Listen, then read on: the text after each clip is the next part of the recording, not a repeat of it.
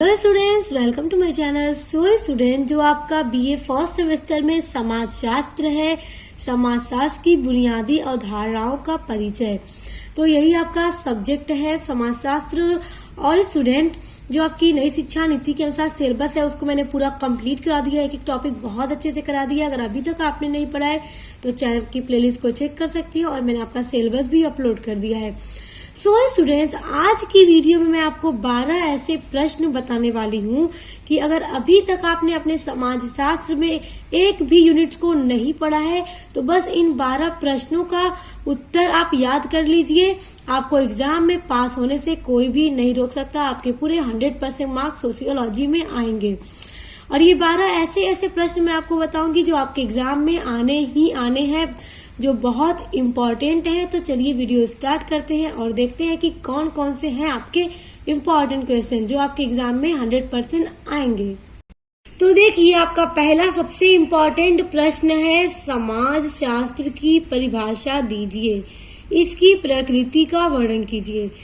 क्योंकि आप समाज शास्त्र पढ़ रहे हैं तो समाज शास्त्र क्या है, समाज शास्त्र क्या है, इसको आपको परिभाषित करना है, बताना है।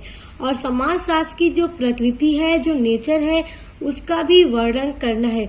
और ये क्वेश्चन आपके एग्जाम में आएंगे ही आएंगे। और स्टूडेंट, आपको हर एक प्रश्न का उत्तर मेरे चैनल पर मिल जाएगा क्योंकि मैंने आपकी सभी यूनिट्स को कंप्लीट करा दिया है। और आपका दूसरा बहुत ही इम्पोर्टेंट प्रश्न है कि समाज शास्त्र का मनोविज्ञान एवं इतिहास के साथ संबंध की विवेचना कीजिए। तो देखिए, आपका जो सब्जेक्ट है वो है समाज शास्त्र, आप ये पढ़ रहे हैं तो आपको समाज शास्त्र के साथ मनोविज्ञान, ये भी एक सब्जेक्ट है जो आपके बीए में अगर जो स्टूडेंट्स पढ़ रहे होंगे तो देखिए, तो समाज शास्त्र का मनोविज्ञान के साथ क्या संबंध है, क्या रिलेशन है। और स्टूडेंट, समटाइम समाज शास्त्र का मनोविज्ञान के साथ अंतर भी पूछा जाता है। संबंध और अंतर दोनों पूछा जा सकता है और दोनों मैंने करा दिया है, आप लोग प्लेलिस्ट जरूर चेक कीजिएगा। और अब देखिए, यहाँ पे 2 क्वेश्चन है आपके, समाज शास्त्र का मनोविज्ञान के साथ और समाज शास्त्र का इतिहास के साथ क्या संबंध है, संबंधों की विवेचना कीजिए।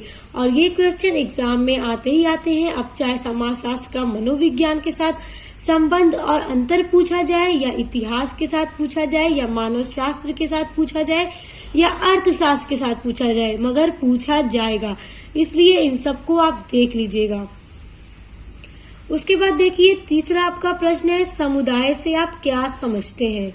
तो समुदाय से आप क्या समझते हैं, ये बहुत इंपॉर्टेंट है। ये आपके वेरी शॉर्ट में और शॉर्ट में पूछा जाता है और आपके लॉन्ग में भी ये पूछा जाता है। और जब आपसे लॉन्ग में पूछा जाएगा तब उसमें ये देगा कि समुदाय और समाज में अंतर लिखिए, यानी समुदाय और समाज, इन दोनों के बीच क्या अंतर है। तो स्टूडेंट, ये सब कुछ मैंने करा दिया है पूरा कंप्लीट। और देखिए, चौथा प्रश्न है आपका, संघर्ष का अर्थ एवं परिभाषा दीजिए।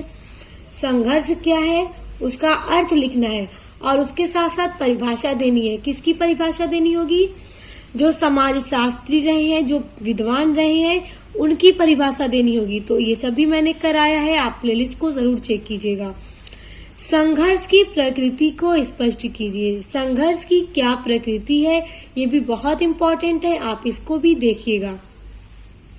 उसके बाद आपका 5वां इंपॉर्टेंट प्रश्न है कि परिवार से क्या तात्पर्य है। बहुत इंपॉर्टेंट है, परिवार से क्या तात्पर्य है या परिवार को परिभाषित कीजिए। इस तरह के आपके क्वेश्चन बनकर एग्जाम में आएंगे।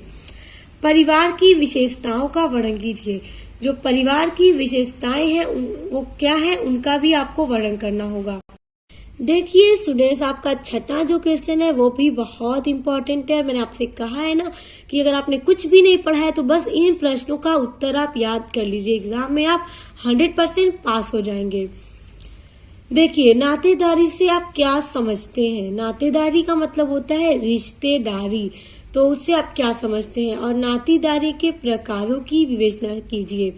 जो नातेदारी है वो कितने प्रकार की होती है। देखिए स्टूडेंट, नातेदारी 2 प्रकार की होती है, एक जन्म संबंधी नातेदारी और एक विवाह संबंधी नातेदारी। तो ये सब कुछ भी मैंने पूरा एक्सप्लेन करके पढ़ा दिया है नोट्स के साथ। उसके बाद देखिए, आपका 7वां प्रश्न है, सात्विकरण का अर्थ व परिभाषा लिखिए। सातवीकरण क्या है, ये बहुत इंपॉर्टेंट है और उसकी परिभाषा भी आपको विद्वानों के द्वारा ही दी हुई परिभाषा लिखनी होगी। और आप कम से कम 2 परिभाषा तो जरूर लिखिएगा अर्थ लिखने के बाद। सातवीकरण की मुख्य विशेषताओं का वर्णन कीजिए। सातवीकरण का मुख्य विशेषता क्या क्या है, कैरेक्टरिस्टिक्स क्या क्या है, उनका भी आपको वर्णन करना पूछ सकता है, क्योंकि ये सभी आपके इम्पोर्टेंट टॉपिक्स हैं। और स्टूडेंट ये सभी आपके यूनिट्स के हैं और आपकी हर एक यूनिट मैंने पूरी कंप्लीट करा रखी है। देखिए आपका 8वां प्रश्न है, परिस्थिति तथा भूमिका का अर्थ लिखिए। परिस्थिति के प्रकारों की विवेचना कीजिए। तो देखिए स्टूडेंट, परिस्थिति का मतलब है स्टेटस, भूमिका मतलब रोल। स्टेटस एंड रोल क्या है, जो समाज में लोगों का स्टेटस होता है, रोल होता है, उसका क्या अर्थ है, क्या मीनिंग है, तो ये भी मैंने कराया है।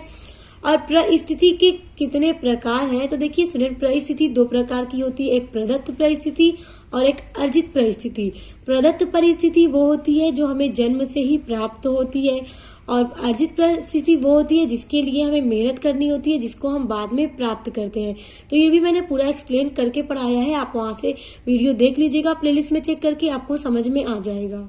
कि अब आपका 9वां बहुत इंपॉर्टेंट प्रश्न है, संस्कृति और सभ्यता से आप क्या समझते हैं। तो देखिए स्टूडेंट, संस्कृति क्या है, कल्चर, समाज का कल्चर, और सभ्यता क्या है, जो अपनी आवश्यकताओं की पूर्ति करने के लिए जो समाज में रहने वाले मनुष्य हैं बनाते हैं, वो क्या है, वो सभ्यता है। तो इन दोनों से आप क्या समझते हैं, तो स्टूडेंट ये भी मैंने करा रखा है। और ये जो टॉपिक है आपका बहुत इंपॉर्टेंट है। देखिए यहाँ से आपका एक और क्वेश्चन बन रहा है शॉर्ट, कि संस्कृति को परिभाषित कीजिए या संस्कृति का अर्थ स्पष्ट कीजिए। तो इस तरह से आपका शॉर्ट क्वेश्चन एग्जाम में आ सकता है, या तो फिर सिर्फ सभ्यता के ऊपर आ सकता है कि सभ्यता का अर्थ स्पष्ट कीजिए। और जब आपसे यही क्वेश्चन लॉन्ग में पूछे जाएंगे तो आपके प्रश्न इस तरह से बनेंगे। देखिए, संस्कृति और सभ्यता से आप क्या समझते हैं, संस्कृति की विशेषताओं का वर्णन कीजिए। और आपसे ये भी दे सकता है कि सभ्यता की विशेषताओं का वर्णन कीजिए। इसलिए इस टॉपिक को भी आप लोग बहुत अच्छे से पढ़िए, क्योंकि यहाँ से आपके 4 तरह के प्रश्न बन रहे हैं। यहाँ से और यहाँ से आपके शॉर्ट और लॉन्ग 2 प्रश्न आपके बन रहे हैं, जो बहुत इंपॉर्टेंट है। और स्टूडेंट, आप इन सबको अगर पढ़ लेंगे, लर्न कर लेंगे, तो आपको एग्जाम में 100% पूरे मार्क्स आपको अपने समाज शास्त्र में मिलेंगे। अगर आपने अभी तक कुछ नहीं पढ़ा तो ये क्वेश्चन आपके लिए बहुत इंपॉर्टेंट है। देखिए अब आपका 10वां प्रश्न है, सामाजिक गतिशीलता के अर्थ और प्रकार का वर्णन कीजिए।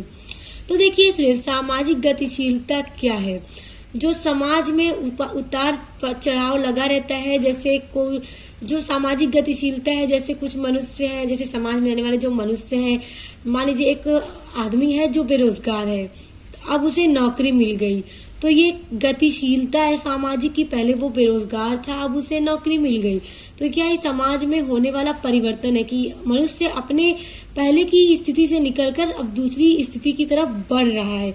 तो यही क्या है, गतिशीलता है। और इसके प्रकारों का वर्णन कीजिए।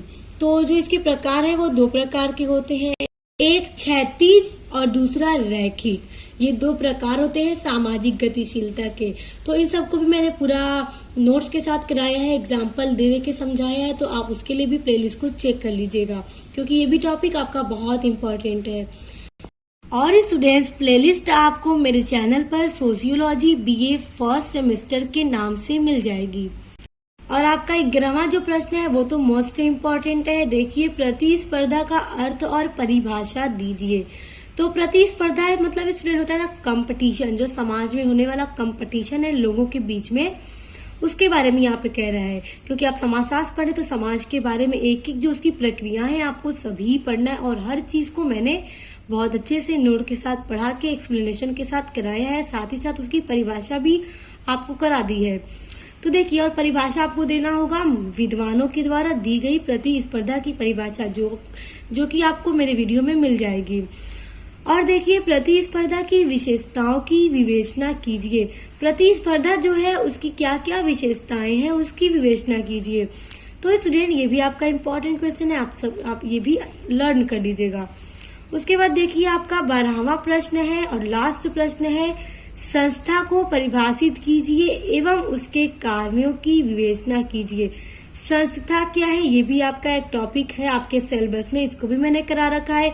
तो उसको परिभाषित करना है और जो संस्था के कार्य वो क्या क्या है उसकी विवेचना करना है। सो स्टूडेंट, अगर अभी तक आपने अपने समाजशास्त्र में एक भी यूनिट्स नहीं पढ़ी है तो बस आप इतने क्वेश्चंस को लर्न कर लीजिए, आपको एग्जाम में 100% बहुत ही अच्छे मार्क्स अपने सोशियोलॉजी सब्जेक्ट में मिल जाएंगे। और इन सब प्रश्नों का उत्तर आपको मेरे चैनल पर मिल जाएगा।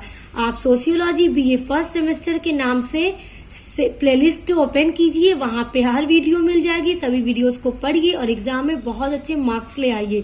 So student, best of luck for your exam. And students, अगर आपको वीडियो पसंद आई हो तो वीडियो को लाइक कमेंट शेयर करके चैनल को सब्सक्राइब करके बेल आइकन को प्रेस कर लीजिएगा। तो अब मिलते हैं नेक्स्ट वीडियो के साथ।